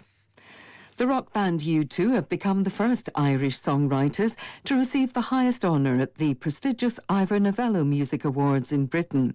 The group were inducted into the Academy's Fellowship at a star-studded ceremony in recognition of their string of global hits from a career spanning 5 decades. U2's Larry Mullen Jr. and Bono spoke about their early years in 1970s Ireland. We don't come from a tradition of great songwriters. You know, we didn't have any of those blues chops. So we were starting from scratch, all of us. Yeah, punk rock was like ground zero, wasn't it? It's sort of a year zero. We didn't really want to know or be beholden to this kind of past that we didn't quite feel comfortable in. BBC News. Opinions expressed on Straight Talk with Austin and Ellio do not necessarily reflect or represent the views of Stingray Media, its staff, or contributors. Callers to the program accept full responsibility for the views expressed. The show host and affiliates are not liable for any statements made or any harm claimed. All callers to the program indemnify Straight Talk from all claims. Offensive, defamatory, or unlawful content will not be tolerated. Be a part of the conversation by calling 745-2626. Now, here's Straight Talk with Austin and Ellio on Bobo 103.1. And welcome back, K-Man, to more Straight Talk here on your favorite radio dial, 103.1 FM, and simulcasting live over YouTube, Instagram, and Facebook. We're your host, Ellio Solomon, myself, Austin Harris, as we move into our final, I won't even call it half hour, our final 23 minutes remaining on today's program. Time in studio, 7 minutes past the hour of 6 o'clock. And of course, reminding you of Straight Talk airs every weekday evening, Monday through Friday, from 4:30 to 6:30 p.m. The phone lines are open at 745-2626. If you want to be a part of our ongoing conversation, I think prior to the break, Ellio, we were engaging in a conversation on a comparison between the need to invest in stayover tourism infrastructure versus, of course, a conversation we were having just a few weeks ago of cruise tourism infrastructure, and the two obviously mirror each other. But specifically, as we were discussing prior to the break, the needed infrastructure improvements that, if we focus on stayover, will expand itself far wider than just the footprint of our airports. But to the point that you were wanting to make. And there's a lot of discussion. I guess I want to close, and I won't be very long, but I want to say that there's a lot of discussions that we can have around these issues because they are very important. They're impacting everyone, whether you're in that industry or not, because that's one of the misconceptions that people have. You know, they'll say, I work at a gas station. What does that got to do with tourism? It's like... It impacts you. There's a lot of people going there. They're going to buy gas, etc. It's impacting you. Taxis, rental cars. Trust me when I tell you this. Yes. So buses. We need to understand that there is all of these different things that are working together. And just to give you water sports operators, two things I want to comment on in relation to tourism. And let me give a clean example. If you ever had your lawn cut, you might think it completely irrelevant, but it's very important what particular grass was cut with that lawnmower before you cut yours. And it sounds weird, but let me just try to give you a simple example. Where there's a couple of burrs that got caught up in the lawnmower that they just came from, and your lawn doesn't have burrs, but now you got your lawn cut with the same lawnmower that he just cut from someone else's property, and you wonder why you have burrs on your lawn. Well, the burrs were transferred. And in the same way that happens, we need to understand that when we talk about tourists, there's benefits, there's all these pros and cons. And again, on this sustainability part is looking at what the impact of those things are. So when we used to talk about the cruise, it's a matter that big, huge ship that pulls up is like akin to 8 or 10 hotels pulling up. And then at the end of the day, they leave. They leave at the end of the day with arguably minimal impact on the infrastructure of the country. Not renting as many cars, not using as many bathrooms, and so on and so on. They're here for a 4-hour period and then they leave. And to my colleague's point, it is a matter that now when you talk about stayover visitors, but that stay is a much longer period of time. And they require a hotel, they require restaurants, they require a myriad of different things, and that creates economic activity, but it also creates an additional stress on the environment and on the people living here as well. So even if you look at that, I was talking about the numbers of say 500,000. Understand that if you get 500,000 stayover visitors, and let's just use a short period of time that they're going to stay. Let's make it five days. I understand is on an average. That means you've grown the population of the Cayman Islands by 7,000 people. So 500,000 stayover visitors, all staying on an average of 5 days, means the population of the country has grown by 7,000, which means you have 7,000 people here every day.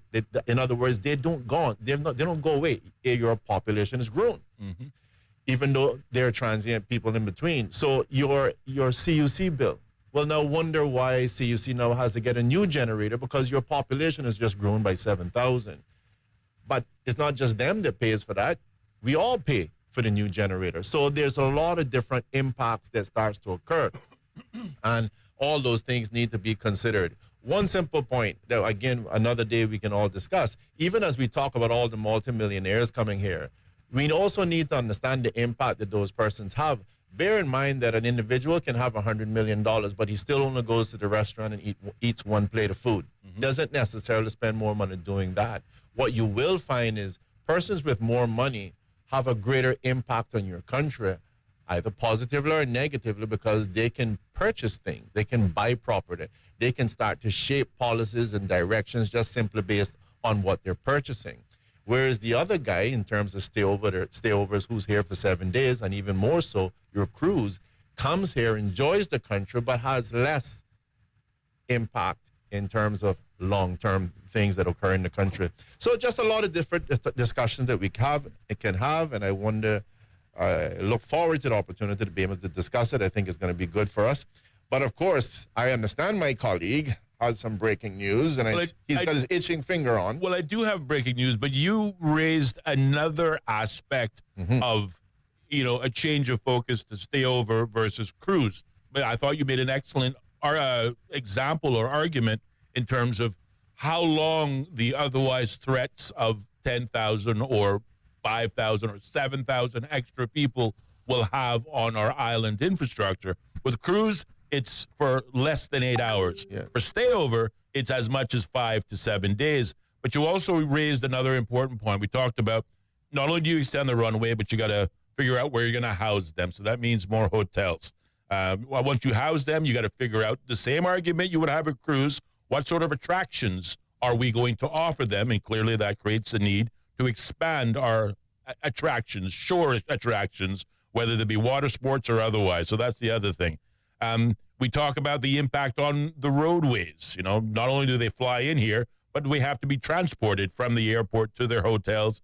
That puts, obviously, pressure on our road infrastructure, and whether that means new roads or adding to the recurrent expenditure every year of maintaining those roads, but it's going to have an impact. Looking specifically at the stayover tourists that arrive vis-a-vis the private aircraft, again, the millionaires and billionaires that fly in on their $40 and $80 million aircraft, one have to assume that while some may be visiting for the first time and they're going to stay at some of the high-end luxury hotels, a large majority of them are already residents here. And they're coming back to live in their mansions, their big homes and whatnot. And those that aren't are obviously looking to say, hang on, I like this island. I like, the Cayman Islands in comparison to the rest of the Caribbean. Maybe I should buy property here. But when we consider the arbitrary nature and how real estate prices are determined in this country, another negative factor absolutely will be real estate prices and how the purchasing of high-end luxury items will trickle down to how that impacts to property that you and I, the average Caymanian, can otherwise buy. It's an excellent point, and the thing of it is that you really have to understand. It's good to talk about welfare, but understand that the welfare is in an area all on their own. They cannot necessarily understand what the average guy is going through.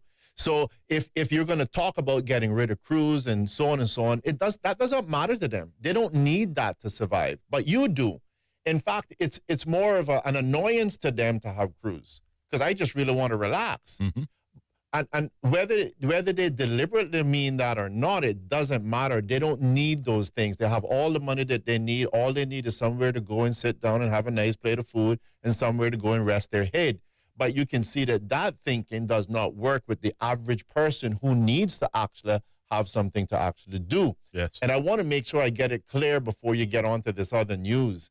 When I talk about having 500 stayover visitors and the fact that means if they stay on an average of 4 to 5 days, that you've increased your population by 7,000, let me put it this way to help you to understand. It's akin to saying you've just granted 7,000 people status, because they will not be going away. The heads will change, the faces will change, but 7,000 status has been granted immediately. Every day. It is a case that 7,000 persons are not going anywhere.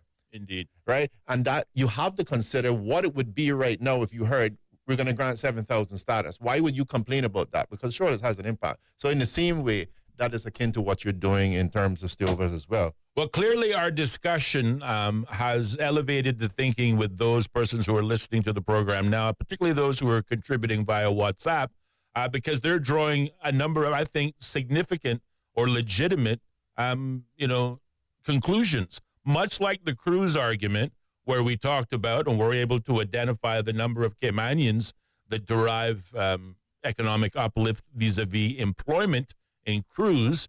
One writer says, and how many Caymanians are actually working in the hotels? Yeah. Again, this is a question that has been raised many, many times, and an argument that has been raised even more times than that. Those Caymanians that are working in the hotel industry are few and far between. And in terms of what job opportunities exist for Caymanians in the hotels, well, again, many persons who visit hotels, or whether you staycation at hotels, often ask, well, where are the Caymanians on the front line? You don't see many Caymanians in the front line. You do see them at the back of the house. And unfortunately, regrettably, not to discount the persons who work in those departments, but they make up the large part in housekeeping. I'm not suggesting it's, a job is a job. A job is better than no job. But, a housekeeper is not likely to become the next general manager or assistant manager anytime soon. And again, we have to ask ourselves the question, like we asked in Cruise, how many Caymanians directly benefit from employment opportunities in stayover vis-a-vis the hotels, as we once asked ourselves on Cruise? So there are a number of additional question marks that have to be added when you talk about which of the two makes the best investment for this country, what will cost the least or perhaps represent the greatest value for money. Obviously, as we are discovering here this evening, there are many factors that are, external to one more just the analogy. airport's expansion. One more analogy. It's a bit like you have in your house, and there's 20 people that come over and visit every day, but at the end of the evening, they're gone, and you back to your house in solitude where you can rest, as opposed to saying there's 7 people who come over to your house and they never leave.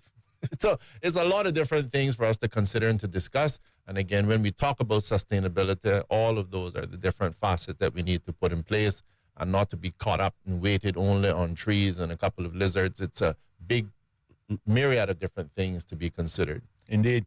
Tell us what that news is. You asked the caller to perhaps expand on their thoughts in terms of how, dredging the North Sound may create a flood zone for parts of the Cayman Islands. Well, they responded by saying, well, the areas that flooded may end up permanently underwater or potentially uninhabitable.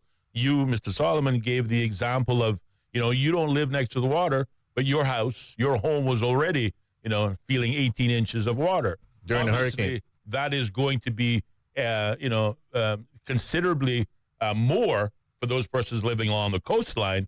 But likewise, inland properties are still affected, and we should be seeking to build up rather than continue to dig out. It doesn't have to be a hurricane they go on. It says that for areas to flood, just a good pour of rain. And again, I use my former constituency of Prospect. Doesn't have to be a hurricane to flood that otherwise reclaimed land. Now, Prospect is very much a bowl, if you will, because we have expanded and heightened the roadways that surround that 40-year property over the course of the last 2 or 3 decades. And that also produces flooding, Prospect being low-lying, Prospect being, having a high water table. All of these areas relate to potential climatic threats to the Cayman Islands that sometimes we seek to encourage by our development rather than discourage and working to mitigate these threats. And I think that's the point that the writers were making. I will say that my parents live right next to the airport, stone throw away. And someone says, before you go, who will be paying for the runway extension? Well, again, if you've been listening to any of the comments we've been making, that is also the significant difference. Unlike Cruise, as we have been stating for 3 days, that with Cruise, you had potentially had an industry that was willing to pay for it. The distinct difference in stayover expansion or airport expansion is that these costs, perhaps as much as $400 million, when it's all said and done, will come from the taxpayer. So there you have it, 745-2626. Obviously, we encourage the feedback from the listening audience, and we thank them for sharing their thoughts. On to the breaking news. Just fresh off the government press. Is this where you say you heard it here first, Mr. Hart? You heard it here first on Straight Talk. That's right. Coming from the press office of the Cayman Islands government on their website, gov.ky. Gov.ky. I like that French flair. Yeah. Term limits for non-Caymanian civil servants have been approved. The cabinet of the Cayman Islands government yesterday, on Wednesday, the 21st of May, approved drafting instructions to introduce immigration term limits for non-Caymanians working in the civil service with an implementation date target for 1st of January 2026. So like the rollover policy that exists in the private sector, the new National Coalition for Caymanians have decided in cabinet yesterday that the same rollover or term limits will also apply to non-Caymanian civil servants. The decision comes as a result of extensive consultation of employers and employees within the civil service and detailed statistical and policy analysis of the implications of such a policy. The press release goes on to state the civil service term limit policies will include additional enhancements, such as increasing the required break and stay after reaching term limits from 1 year to 2 years. So again, unlike the private sector, once you're rolled over, you have to go away for a year, but you come back and you start all over again. In the public service, that required break will be extended to 2 years prior to reemployment. There will be a framework that will obviously incorporate necessary safeguards and potential exemptions, such as the independence of the judiciary. So maybe the judiciary might be exempted from these term limits, but certainly not the wider core civil service or core government. The press release goes on to state that from the date of commencement, term limits will apply to both existing and non-new Caymanian civil servants. Existing non-Caymanian employees will have 1st of January 2026 as the start date for their term limit. This approach will avoid service disruption, particularly with the Department of Education Services, the Royal Cayman Islands Police Service, the Prison Service, Department of Children and Family Services, which collectively hire the majority of non-Caymanians within the civil service. So I want to read that again. From the date of commencement, term limits will apply to both existing and new non-Caymanian civil servants. Existing non-Caymanian civil servants employees will have 1st of January 2026 as a start date.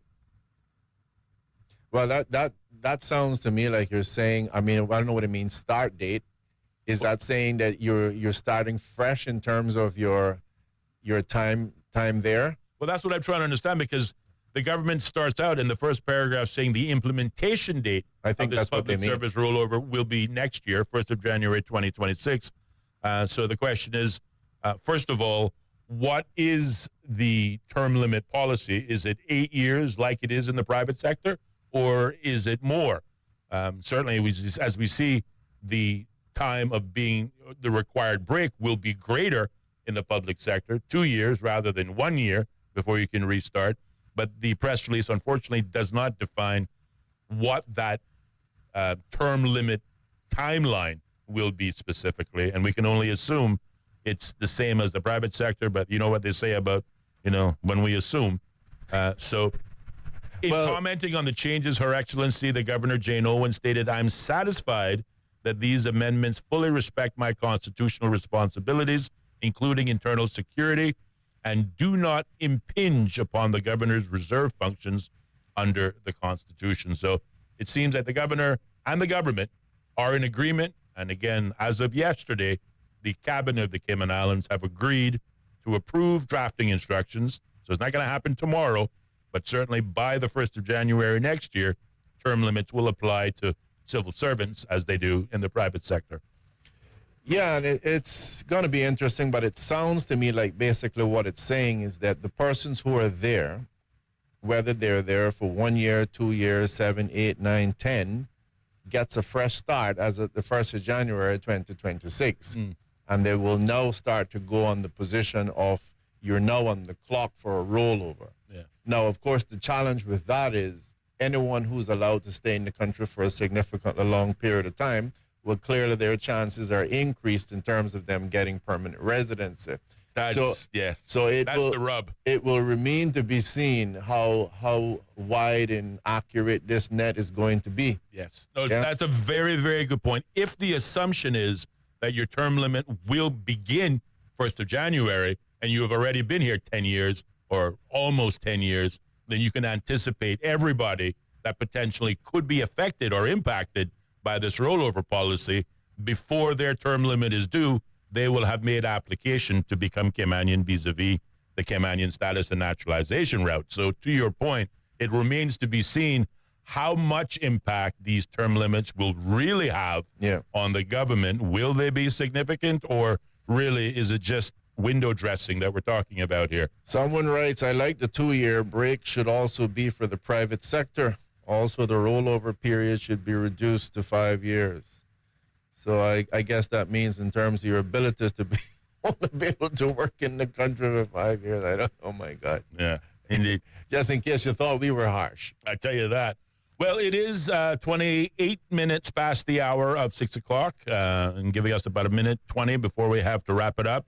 Just want to use some of that time to remind you our guest tomorrow, starting at 4:30, replacing our regular good news that begins each and every show. With great news. We will have replaced that good news with great news by hosting new Caymanian board game developer Carolee Aaron and her new board game based on the Cayman Islands called Pullover. She'll be our guest at 4:30.